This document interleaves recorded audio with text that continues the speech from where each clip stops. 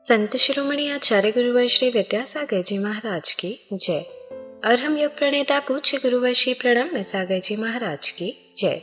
ओम अरहम नमः। स्वाध्याय प्रेमी बंधुओं, आप सभी का आचार्य उमा स्वामी द्वारा विरचित गागर में सागर भरने वाले अनोखे ग्रंथ श्री तत्वार्थ सूत्र ग्रंथराज जी के 8वें अध्याय में स्वागत है। आवश्यक सूचना, श्री तत्वार्थ सूत्र जी के अध्याय 8 की मौखिक सूत्र पाठन परीक्षा 24 अगस्त 2024 से होना निश्चित की गई है। आज ही रजिस्टर करें go.arham.yoga/सूत्रपाठ 2 पर या QR कोड को स्कैन करें। रजिस्ट्रेशन की अंतिम तिथि 30 जून 2024 है। अब हम अपने अतिशय पुण्य फल से कर्मबंध विज्ञान अध्याय 8 के स्वाध्याय में कर्मबंध के बारे में जान सकेंगे। जो नए स्वाध्याय प्रेमी अब हमारे साथ जुड़ रहे हैं, वह पुराने स्वाध्याय के छूटने का विकल्प न करें। निश्चिंत भाव से स्वाध्याय करें। मुनिश्री की सरल सरसवाणी में उन्हें यह जटिल विषय भी बड़ी आसानी से समझ में आ जाएगा। स्वाध्याय प्रारंभ करने से पहले हम अध्याय 8 का सूत्र पाठ करते हैं ताकि हम इन्हें कंठस्थ कर सके। यदि आपने पिछले अध्यायों की मौखिक सूत्र पाठ परीक्षा नहीं दी है तो भी आपको यह पाठ अवश्य करना चाहिए और इन्हें कंठस्थ करने का प्रयास भी करना चाहिए। मोक्ष मार्गस्य नेतारं भेत्तारं कर्म भूव्रतां ज्ञातारं विश्वतत्त्वानां वन्दे तद्गुणलब्धये। मिथ्या दर्शना विरति प्रमाद कषाय योगा बंध हेतवः सकषायत्वात् जीवः कर्मणो योग्यान पुद्गला नादत्ते स बंधः प्रकृति स्थित्यनुभव प्रदेशास्तद विधेयः आद्यो ज्ञान दर्शनावरण वेदनीय मोहनीयायुर्नाम गोत्रांतरायाः पंचनवद्व्यष्टाविंशति चतुर्द्वि चत्वारिंशद्वि पंच भेदा यथाक्रमम् मतिश्रुतावधि मनः पर्यय केवलानां चक्षुरचक्षुरवधि केवलानां निद्रा निद्रा निद्रा प्रचला प्रचला प्रचला स्त्यान ग्रद्धयश्च स दशत वेद्ये दर्शन चारित्र मोहनीया कषाय कषाय वेदनीयाख्या स्त्री द्वि नव षोडश भेदा सम्यक् तु मिथ्यात्तु तद्भयान्य कषाय कषायौ हास्य रत्य रति शोक भय जुगुप्सा स्त्री पुण्य पुंसक वेदा अनंतानुबंध्य प्रत्याख्यान प्रत्याख्यान संजुलन विकल्पाश्चैकशः क्रोधमान माया लोभा नारक्तैर्यज्ञोन्मानुषदैवानि गतिजाति शरीरांगोपांग निर्माण बंधन संघात संस्थान सहनन स्पर्श रस गंधान गंध वर्णानुपूर्व्य गुरु लघुपघात परघाता तपोद्योतोच्छ्वास विहायोगते प्रत्येक शरीर त्रस्सुभग सुस्वर शुभ सूक्ष्म पर्याप्ति स्थिरादे यशः कीर्ति सेतराणि तीर्थकरत्वं च उच्चैर नीचैश्च दानलाभ भोगोपभोग वीर्याणाम् आदितस्तिसृणा मंत्रायस्य च 30 सागरोपम कोटि कोट्यः परा स्थितिः सप्ततिर्मोहनीयस्य 20 नाम गोत्रयोः 33 सागरोपमाण्यायुषः अपरा 12 मुहूर्ता वेदनीयस्य नाम गोत्रयोरष्टौ शेषाणा मंतर मुहूर्ताः विपाकोनुभवः स यथानाम ततश्च निर्जरा नाम प्रत्ययाः सर्वतो योग विशेषात् सूक्ष्मैक क्षेत्रावगाः स्थिताः सर्वात्म प्रदेशेष्वनन्तानन्त प्रदेशाः सद्वेद्य शुभायोर्नाम गोत्राणि पुण्यम अतोन्यत पापम इति तत्वार्थ सूत्रे 8वाध्यायः। पूज्य मुनिश्री कहते हैं कि सिर्फ सूत्र के पाठन से ही हमारी विशुद्धि कई गुना बढ़ जाती है। तो आइए अब चलते हैं कर्मबंध विज्ञान की कक्षा की ओर। मोक्ष मार्गस्य नेतारं भेत्तारं कर्म भूव्रतां ज्ञातारं विश्वतत्त्वानां वन्दे तद्गुणलब्धये। देवादिदेव आदिम तीर्थंकर श्री ऋषभनाथ भगवान की, वर्तमान शासन नायक श्री वर्धमान महावीर भगवान की, परम पूज्य आचार्य गुरुवर श्री विद्यासागर जी महाराज की। तत्व सूत्र ग्रंथराज में अष्टम अध्याय के माध्यम से जो बंध तत्व का वर्णन चल रहा है उसमें प्रकृति बंध का वर्णन पूर्ण हो चुका और उसके बाद में स्थिति बंध का वर्णन आया था, वह भी पूर्ण रूप से बताया जा चुका है। जैसा कि सूत्र आया था पहले, प्रकृति स्थित्यनुभाग अनुभव या अनुभाग, फिर उसके बाद में प्रदेश बंध का वर्णन आता है। उसी क्रम से यहाँ पर भी यह वर्णन किया जा रहा है।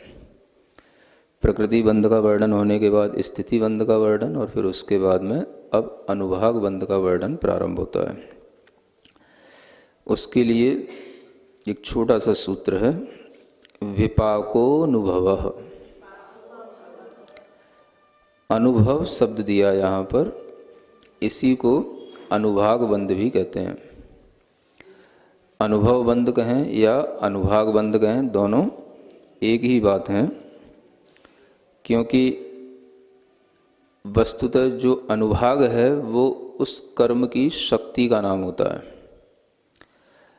और जो उसके फल देने पर जो अनुभव होता है वो वस्तुतः जीव अनुभूत करता है, इसलिए उसको अनुभव भी कहा जाता है। इस तरह से दोनों शब्दों को हम एकार्थक भी समझ सकते हैं और भिन्नार्थक भी ले सकते हैं। एकार्थक का मतलब अनुभाग कहें या अनुभव बंध कहें, एक ही बात है।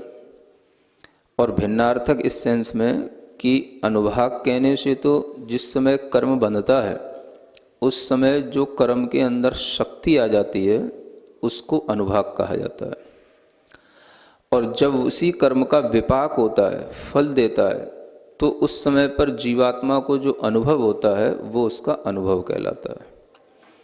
इस तरह से हम इन दोनों शब्दों में अंतर भी देख सकते हैं, और यह एक अंतर बहुत कम लोगों को पता होता है। ज़्यादातर लोग अनुभाग और अनुभव को एक ही मान के चलते हैं, किंतु जब बंध के प्रकरण में हम देखते हैं, बंध की अपेक्षा से देखते हैं, तो उसे अनुभाग बंध कहा जाता है। और यहाँ पर अनुभाग बंध का प्रकरण तो है, लेकिन शब्द दिया अनुभव और वो परिभाषा के साथ दिया विपाकोनुभव। तो जिस समय कर्म का विपाक हो, विपाक माने वह कर्म पक गया हो, विशिष्ट पाक का नाम विपाक है। तो जब उसका पाक हो गया, पक गया, फल देने के योग्य हो गया, तो उस कर्म का अनुभव होएगा। तो इसीलिए उस विपाक को अनुभव कहा गया। जब भी कोई कर्म बनता है तो कर्म तो अपने आप में कार्मण वर्गणाओं का एक पिंड होता है, और उन्हीं कार्मण वर्गणाओं के पिंड में प्रकृति भी पड़ गई, स्थिति भी पड़ गई, और उसी में ये अनुभाग शक्ति पड़ जाती है। तो जो अनुभाग शक्ति उसके अंदर पड़ गई, उसी अनुभाग शक्ति को हम एक तरह से भावबंध कहते हैं। क्या कहते हैं? भावबंध। द्रव्यबंध तो वो हो गया जो कर्मण शरीर है या कर्मण वर्गणाएं हैं, जो कर्मों का समूह है। वो जो आत्मा में बंध को प्राप्त हो गया, ये तो हो गया द्रव्य, वो मटेरियल है। और उस मटेरियल के अंदर जो पोटेंसी आ गई, जो उसके अंदर एक शक्ति आ गई कि ये यही फल देगा, तो इस तरह की जो शक्ति है, उसकी जो अनुभूति है, वह शक्ति ही उसकी भाव शक्ति कहलाती है। उसी को भावबंध कहते हैं। तो जो भावबंध होता है वह आत्मा के अपने कर्म बांधने के समय पर जो परिणाम होते हैं, जो उसकी कसाय आदि की तीव्रता या मंदता होती है, उसके अनुसार ही उसमें वह भाव शक्ति चली जाती है, भावबंध हो जाता है। तो कर्म की उस भावात्मक जो शक्ति है उसी को भावबंध कहते हैं, और वही भाव शक्ति ही बाद में फल देने में काम आती है। विपाक उसी का होता है। तो इस तरह से हम ये ध्यान में रखें कि जब भी कभी कर्म का बंध होता है तो उसमें जो कर्म बंध हुआ प्रकृति के रूप में, प्रदेश के रूप में, ये सब तो उसका एक द्रव्य बंध है। ये कर्म का जो द्रव्य है, मैटर है, वो बंद हो गया, ये द्रव्य बंद हो गया। लेकिन उसमें जो भावात्मक शक्ति डाली वो किसने डाली? वो जीव ने डाली।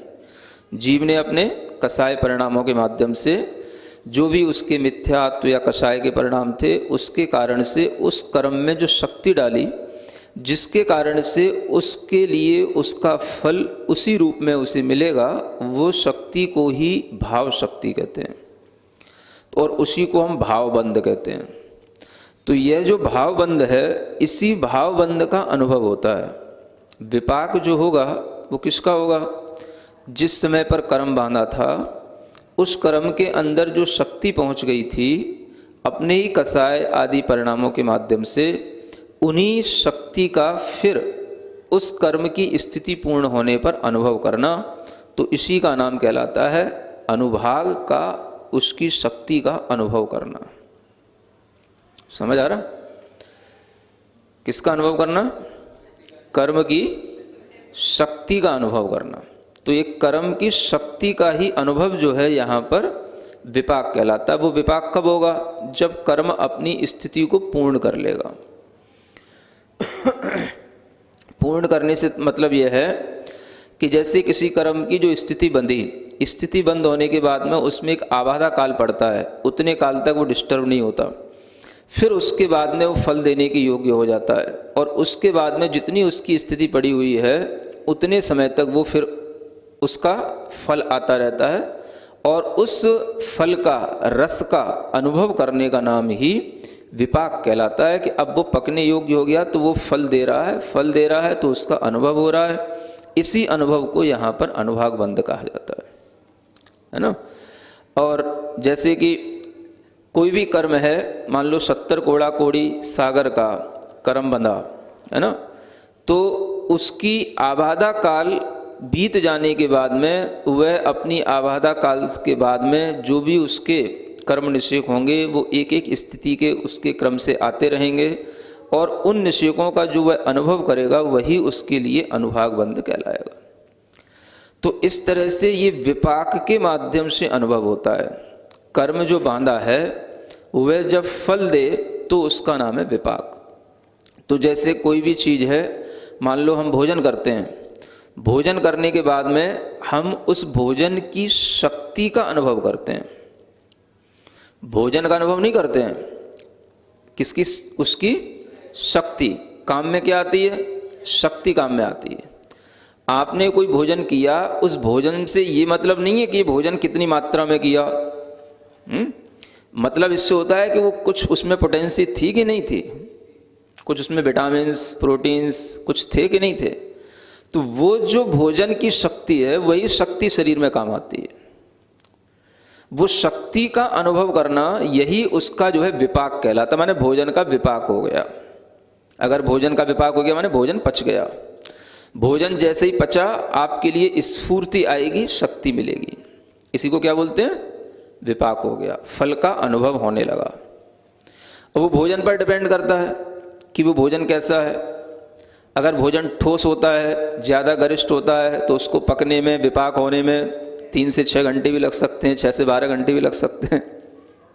भोजन अगर सिंपल है, सुपाच्य है, लिक्विड फॉर्म में है, 2 घंटे में पच जाता है। और जो लिक्विड में होता है वो तो तुरंत ताजगी दे देता है। नहीं समझ में आया? आप लोगों को तो क्या समझ में आएगा, हमेशा खाए पिए रहते हो है ना।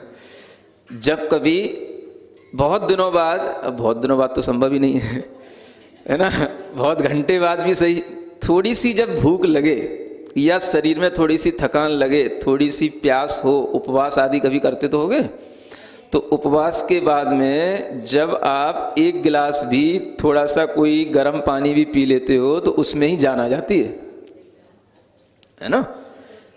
1 गिलास पानी भी अगर गर्म मिल जाता है तो उससे ही जो है स्फूर्ति आ जाती है, इतनी तो ताकत आ जाती है कि जो हम और लेना चाहते हैं उसके लिए ताकत का काम करने लग जाता है, अन्यथा उतनी भी ताकत नहीं रहती कि हम भोजन भी कर लें।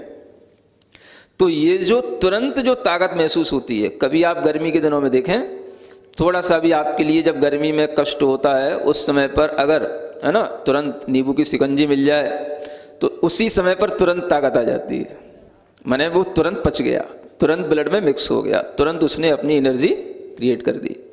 तो इसी तरीके से पाचन जो होता है वो कर्मों का होता है। जैसे 9 कर्म का पाचन है, ये आहार का पाचन है, इसी तरीके से कर्म का पाचन। तो कर्म का पाचन होगा तभी उसका फल मिलेगा, जो पचेगा नहीं उसका फल नहीं मिलेगा। कर्म जो अगर पकेगा नहीं तो उसका फल नहीं है। आपने जो कर्म बांध लिया, जब तक वो कर्म बंधा है, स्टोर के रूप में सत्व में पड़ा हुआ है, तब तक वो इस कर्म का कोई अनुभव नहीं।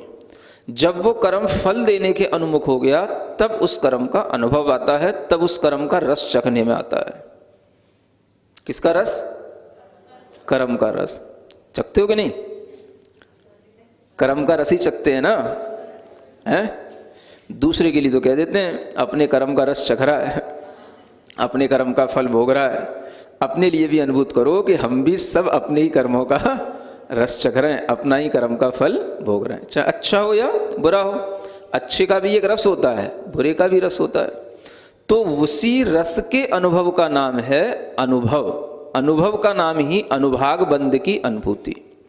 तो ये जो अनुभव है, इस अनुभव को यहाँ पर विपाक की परिभाषा के साथ जोड़ा गया। सिर्फ इतनी ही परिभाषा दी है, बस उस कर्म का विपाक हो गया, माने वो कर्म पक गया। पक गया माने पच गया, पच गया माने उसने अपनी रस की शक्ति अनुभूत करा दी, यानी उसने उसको अनुभव करा दिया कि इसका फल ये था। कटुक या मिष्ट जैसा भी होगा, अच्छा या बुरा, वह उस कर्म के फल का अनुभव होगा, वो विपाक होने पर ही होगा। तो कर्म का जो अनुभाग है वो तो बंध के समय हुआ, और जो अनुभव हुआ वो उदय के समय पर हुआ। ये अंतर समझना। इसलिए अनुभाग और अनुभव बहुत से लोग एक ही मानते हैं, लेकिन इसमें अंतर इस तरीके से डालना चाहिए। जब बंद होता है तो उसमें अनुभाग की शक्ति पड़ गई, और वो शक्तियां कई प्रकार की होती हैं। समझाने के लिए, जैसे कि कर्म है तो 8 कर्मों में कुछ कर्म शुभ भी हैं और कुछ कर्म अशुभ भी हैं, कुछ कर्म पाप रूप भी हैं, कुछ कर्म पुण्य रूप भी हैं। तो इतना भी हमें ध्यान में रखना है कि जो मूल कर्म हैं, जैसे ज्ञानावरण कर्म है, दर्शनावरण कर्म है ना, अंतराय कर्म है, ये सभी एकांत रूप से पाप कर्म ही कहलाते हैं, है ना। और जो मोहिनी कर्म है वो भी, ये सभी क्या है? पाप कर्म हैं। पाप और पुण्य का जो विभाजन वस्तुतः होता है वो अघातीय कर्मों में होता है। किसमें होता है? 2 प्रकार के कर्म हैं, एक घाती कर्म और एक अघाती कर्म, जो आपने पढ़ रखे बचपन से। अरियंतों के 4 घातीय कर्मों का नाश हो गया, है ना। 4 अघातीय कर्म अभी नष्ट नहीं हुए हैं, इसलिए सिद्ध भगवान नहीं बने हैं।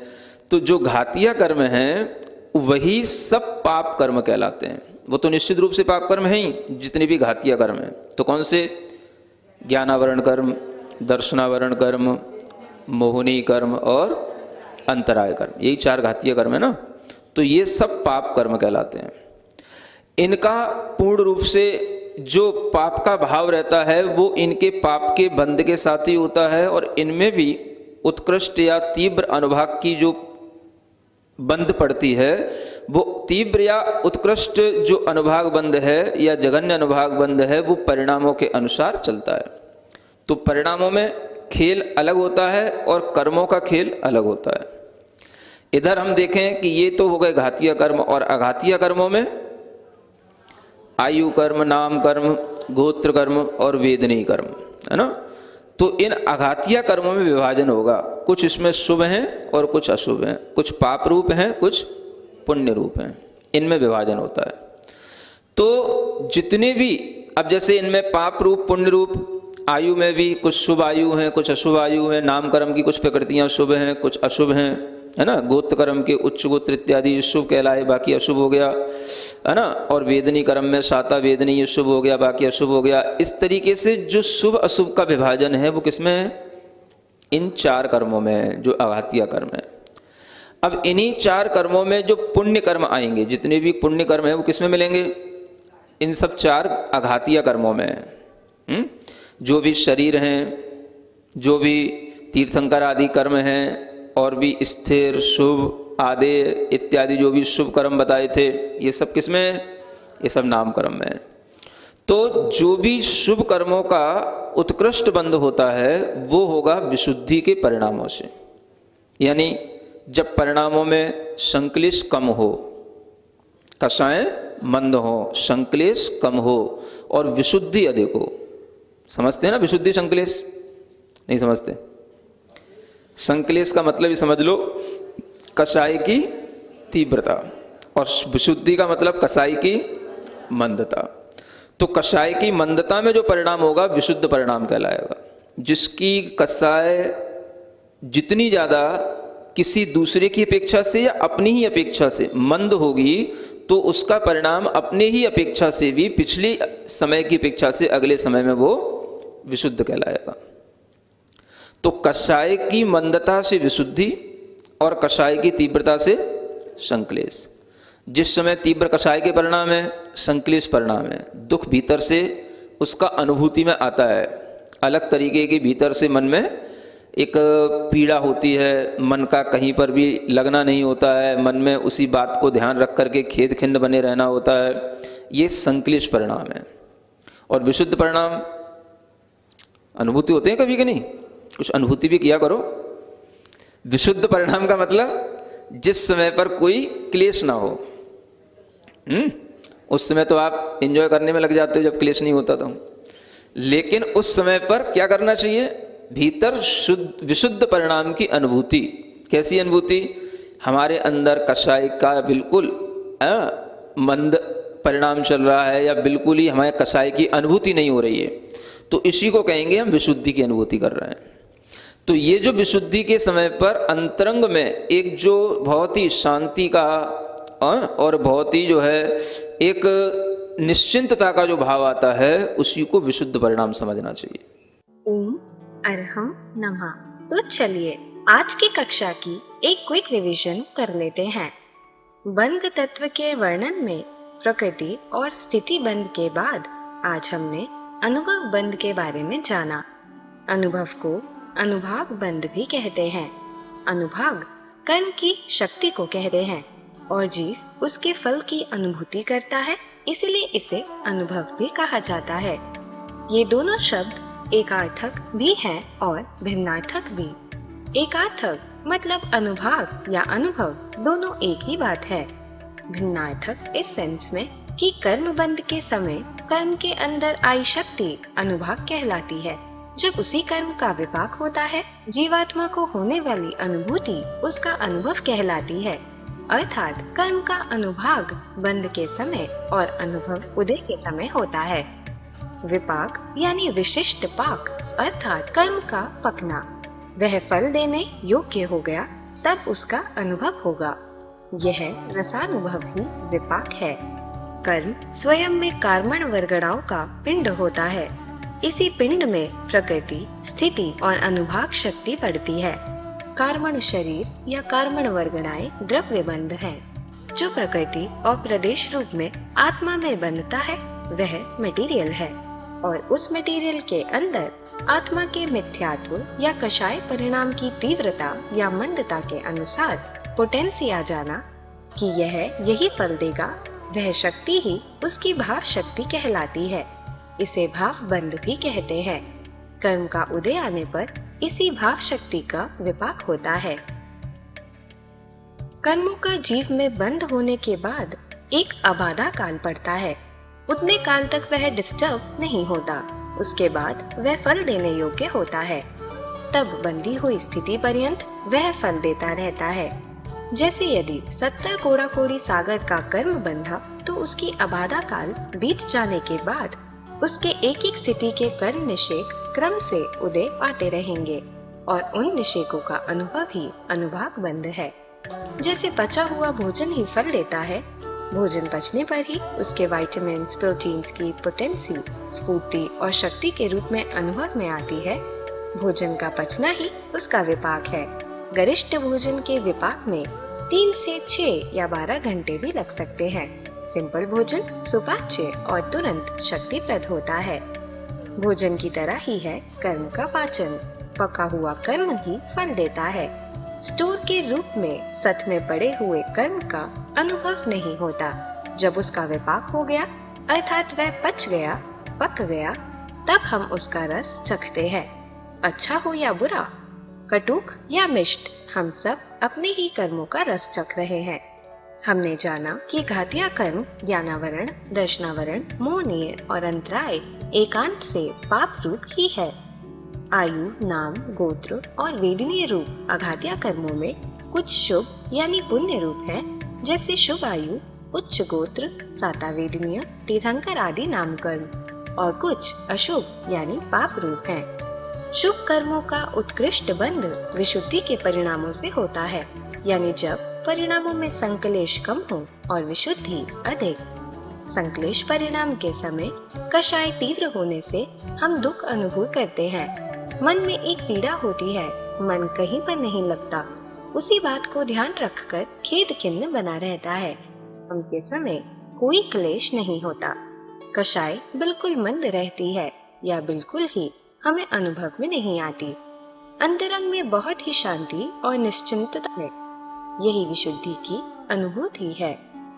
तो चलिए अब हम सभी जड़वाणी स्तुति करेंगे और तत्पश्चात समय होगा आज के सवाल का।